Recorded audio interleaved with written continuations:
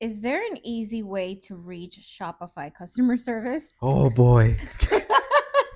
I don't even know why that was a question. Holla at your boy. I got you. I'll be your customer support. You know what? I was actually thinking about creating some type of a program where I charge people like, let's say, just $5 a month, something very cheap, and I could be the customer support because I understand how important it is to have the human connection with somebody in order to solve a problem. Technical things, a lot of people, they get frustrated. They hit their keyboard against the screen and they get very frustrated, right? And just by having a chat with Shopify I hate talking to bots. I bots. hate it.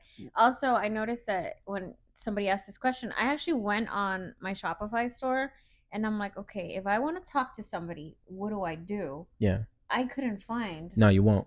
I couldn't find where to go to speak with customer And they service. make it very difficult for you to actually find the bot in the first place. Like Shopify is working very heavy in order to make sure that they could spend as least money as possible when it comes to like customer support because that costs money to them.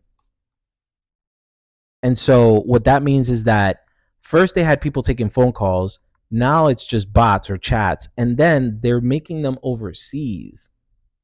So you're probably talking to some people from India or something like that, where they're only trained for basic questions. They're not trained to like, hey, how do I eliminate my Shopify link for my footer? They're not aimed for that.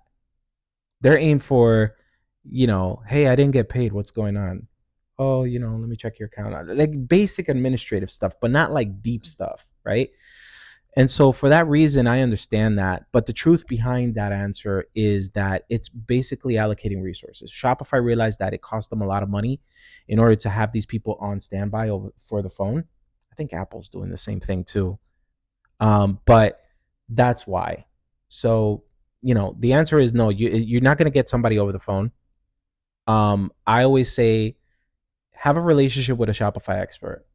And that's what I'm trying to do. I'm trying to see what can I do because it costs money.